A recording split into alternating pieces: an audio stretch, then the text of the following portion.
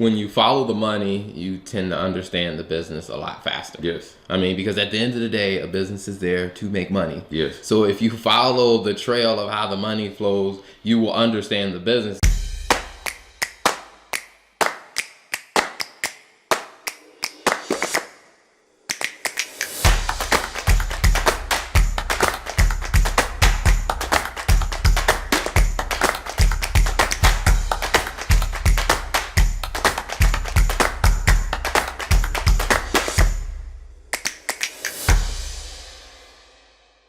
Starting a new job. Congratulations. You got that new role. What does that look like now? In our past videos, we discussed the reasons why people leave jobs.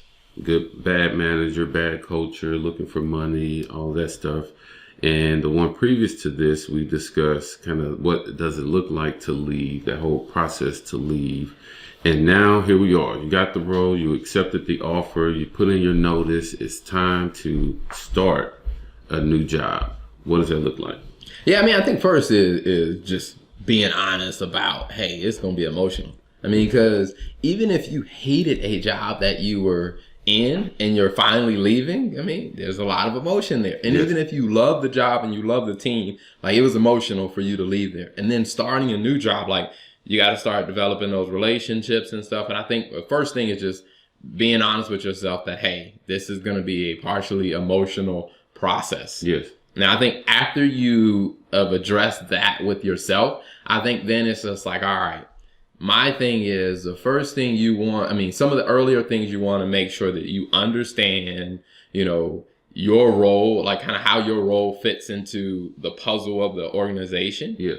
And then I think you want to start thinking about, hey, you know, what relationships are more directly important to your role. Like I remember a mentor once told me, like, hey, you're starting a new role. When I was starting a new role at GE, he said, hey, you want to think about, okay, who are the people who have a high impact position and a high impact voice? Because he was like, you know, there's 4 scenarios you have. You have a person who has a high impact position and a high impact voice. Someone who has a high impact position, but a low impact voice. They got the title, but no one really listens to them. Mm-hmm. Or you have someone who has a low impact position, but a lot of people listen to them. Mm-hmm. Or you have a person who's low on both ends. Right. So it's just like, you don't want to be disrespectful and disregard them, but you want to understand who you're going to be interacting with. That's a great thing. I've never heard about that quadrant, but that's a great way of identifying the key players when you step into a role.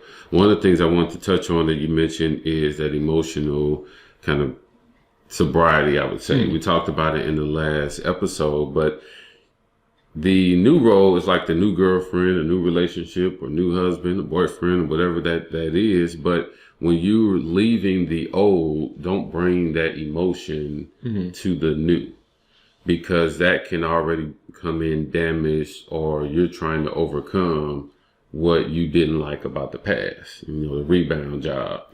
And we don't really want to do that. So and a lot of people do that by taking you do the 2 weeks, but you planned in 2 extra days or a week in the middle between the time you're leaving your old role and when you're starting. But that time helps you to decompress and to clear yourself of that emotional energy or that energy from the old role.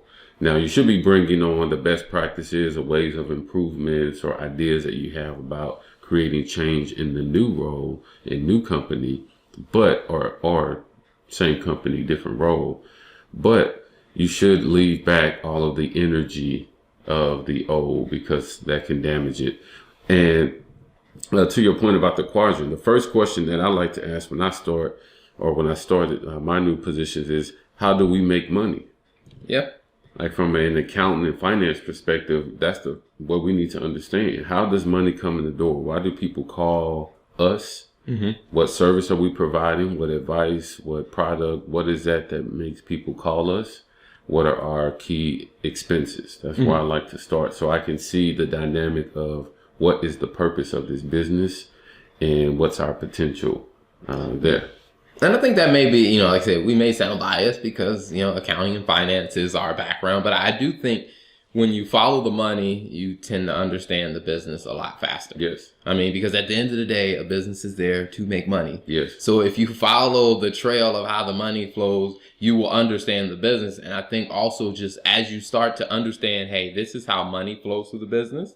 And then, hey, this is how my role impacts that flow. Yes. Because I think the faster you are able to understand that process and then how your role impacts it, then you can start to map out and start to understand, hey, this is what other people expect from me. Yes. Or if you're in a newer organization where people don't really know what to expect because your role is new, you have the opportunity to now set that expectation. Yes. Say, based on the way we do things here, hey, these are things that I would do for my role or how my role can help enable or enhance the process. Yes. So it's almost like you get to create your own scorecard. Yes, exactly. And I would even pair the two things that you mentioned. One, if you're following the money, why is money coming in the door and who are we paying when it goes out of the door?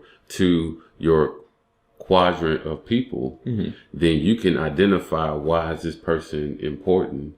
Why does this person have a voice? Why does this person have a title with no voice, and vice versa? So it allows you to get a good, clear view of what am I walking into? Who are the key players? How does that impact my role? How can I get myself on that quadrant if that's a goal? Because you can see how each one of those roles impacts or is correlates to the money flow. Because the more you impact the money coming in, the higher your stock is in the company, and the more you keep those costs down, the higher your stock is. And if you are just supporting those, then you can see where you fall in that quadrant as well. So what should someone do? We gave a couple tips of kind of the first couple days, but what should someone do in the first 30 days to really set themselves apart or be impactful? Yeah, I mean, I think in the first 30 days is probably the most grace you're ever gonna get. I mean, because people don't expect you to come in and hitting home runs unless, I mean, if they expect you coming in and hitting home runs, you will know it before you come on board. Yeah. But for the most part, I mean, even when I worked at like major Fortune 500 companies, when the new CEO started, I mean, a lot of what the new CEO did in the first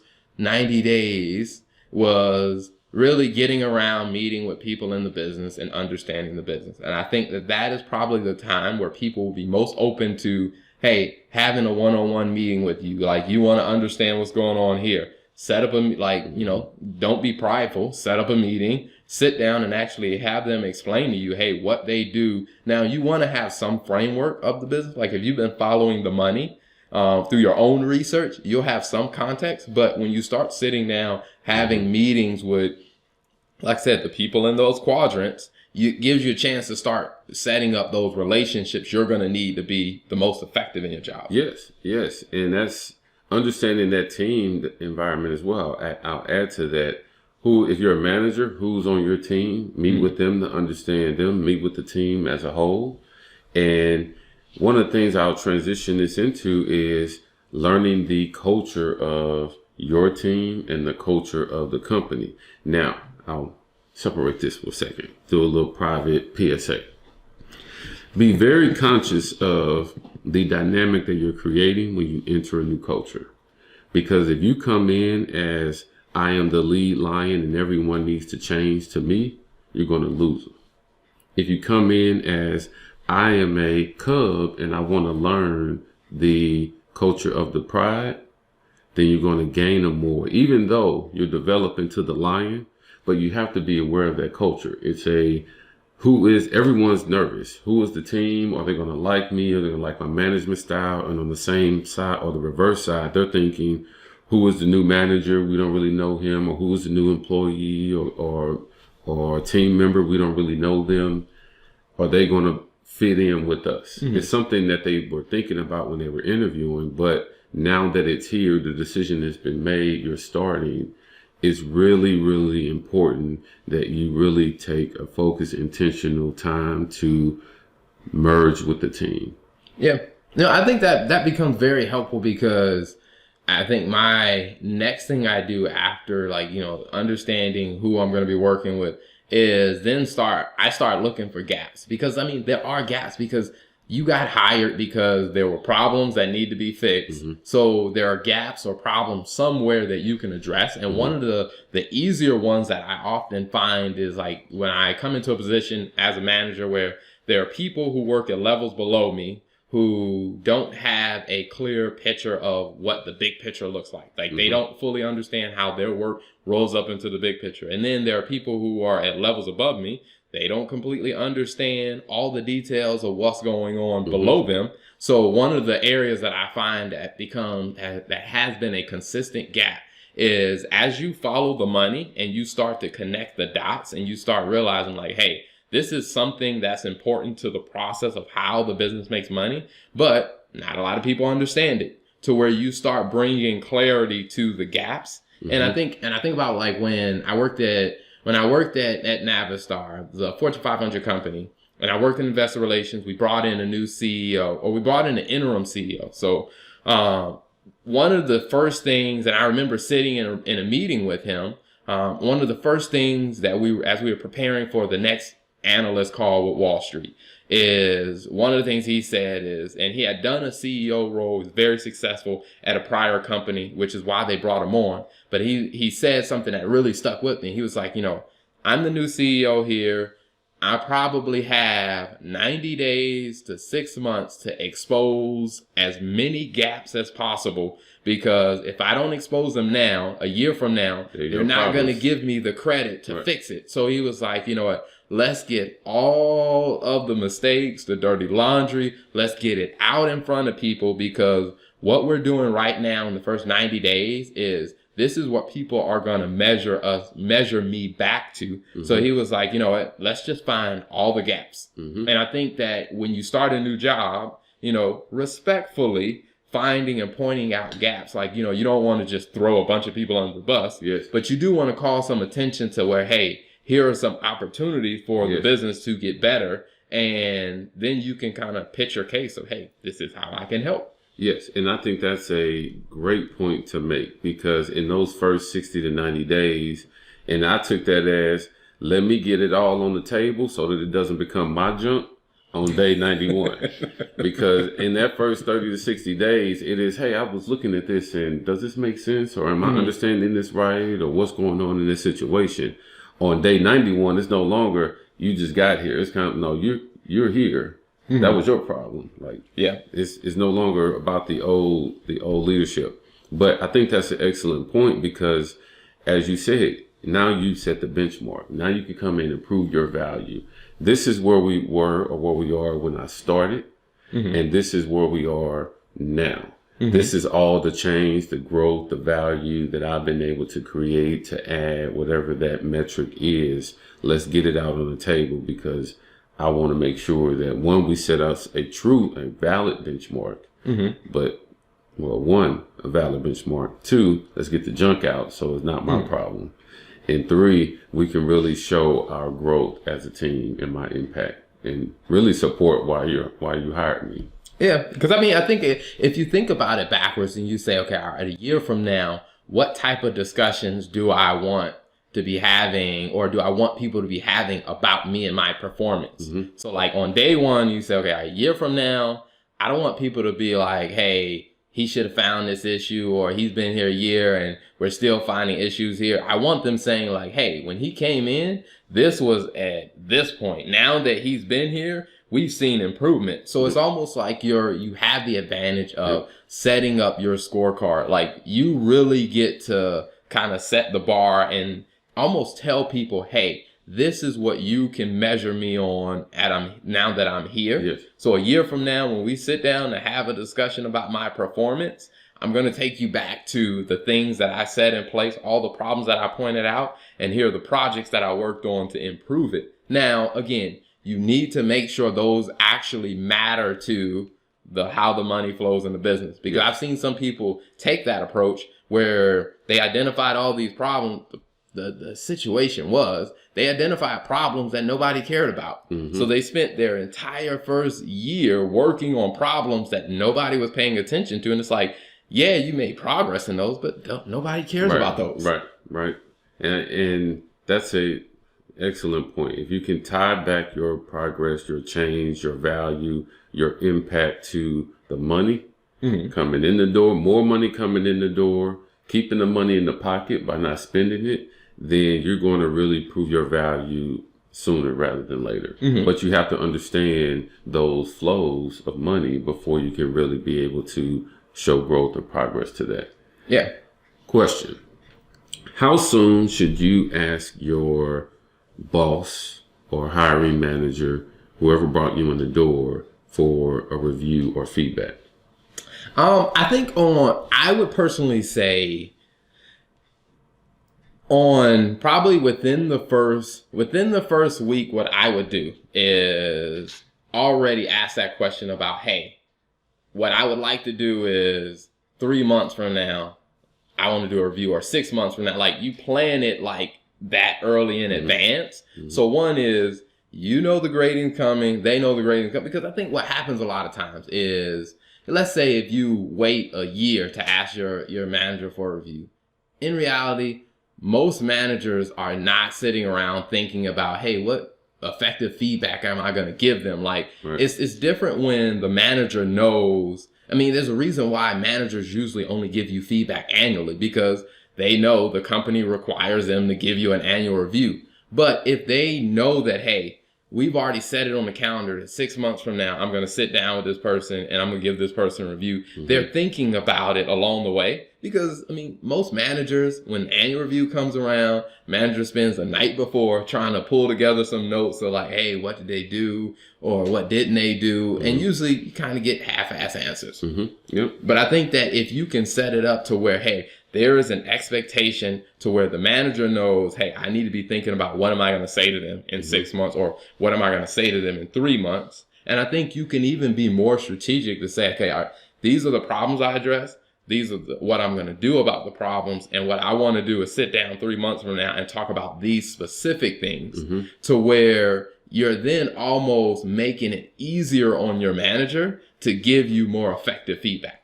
And I would say, and I was thinking something a little more informal, but more of a, you started on a Monday, maybe by the next Monday or Wednesday, catch them in the hallway or step into the office. Hey, how's it going? Is there anything that I'm missing? Anything you think that I should be working on right now? Or where are we? Like, just give me that small feedback to make sure that what you hired me for, I am actually attacking. And not, I'm off here in left field while you brought me in to kind of focus on the infield. And I'm out here looking at the stars and kind of watching the people in the stands, but I should be like really watching the game. So I would say I like the idea of setting out a short-term 3 month, hey, we're going to sit down and have a more thorough conversation. But I also like to touch base with my manager, or I would recommend touching base with your manager a little sooner, of a more informal, how's everything going? Is there anything that I'm missing or you think I should be working through? Because I think that also helps make sure you are and your manager are on the same page as well. There aren't any gaps there. And I think also, the smaller the company is, the more proactive you got to be about that. Yes. Because larger companies will have kind of a rhythm around that, but the smaller companies may not have a rhythm. So you have to take the initiative to set up that cadence, or to be proactive to make sure you're getting the feedback you need. Yes. And so we're started the new job. We kind of got in the door. We looked around. We followed the money flow. We have identified our 4 quadrants of key players and low voices and people we need to pay attention to. We've identified areas or gaps that we can provide value. What are some other things? And we've also touched base with the manager to make sure we're on the same page. Is there anything that you've done in your last role in that same time frame? And I think, and maybe I should have said this first. I mean, this is more on a personal thing. Whatever your family relationship dynamics are, I do think when you are starting a new job, you need to have a conversation with your significant others to really understand and set that pace on, hey, this is what life may not be at. I may have to adjust my schedule or my approach for the first 90 days so I can get a handle on, or maybe for the first 6 months. I think taking care of that home front piece, I think will be very important because that will impact how you perform on the job. Yes. So I think making sure that you do that is very, very important. But I think outside of the things that we talked about, I think for yourself is making sure that, you're keeping kind of that tracker, that update on, hey, what are you accomplishing? Like, what progress are you making? And I would say even 90 days out is pull your resume back out and look at, hey, what experiences have I done in the past? And then now that you have 90 days under your belt on this new job, ask yourself, hey, what new experiences am I going to be able to add to my resume now that I have at least 90 days of exposure to what the inside of this new company looks like? Right. And one thing I would say to that as well, I like the idea of tell your family, significant others, this is what you can expect. I'm starting a new role, and these are my goals or expectations for this role. So I'm going to tell you now what you can expect of me. Because the luxuries that you've enjoyed at the old role, maybe the flexibility, the working and leaving directly at 5 or 4, whatever that schedule is, 6, 7, whatever that time is, will be different now that you're in this different role. Now, the one thing I wanted to mention is that we've all heard of cliches like the learning curve or getting up to speed or off to the races. The fastest or the best way to do that is to put that extra time in when no one's at the office, like learning the business, learning your role. How does it impact? What are the tools that you need so that you go from, I just walked in the door to we're working business as usual sooner rather than later. Because the sooner that you can get up to speed, or you can understand all the challenges of the role, all the key players, and then you're up that learning curve. See how I'm bringing them all back in? Then you can get off to the races and really make the role work and really be back. And so the company doesn't want to feel like they're carrying this new person forever. It's kind of like, all right, you're in, you went through your training, we kind of showed you what you need. Let me know if you have any questions. And it's up to you to really take it from there. And the fastest way you can get, or the soonest you can get to that point, the best. I agree. I mean, I think that early on you start a new job is find those areas where you can get, quick wins in and win in those areas. And just add that to, your highlight reel of, hey, this is what I've done since I've been here. Right. Exactly. So we have discussed starting a new job, kind of some things to get into, some things to look at, people to look for. Follow the money is probably the most important thing when you understand how your role impacts the money flow, whether you're a revenue generator or a cost item, and who are the key people, your team,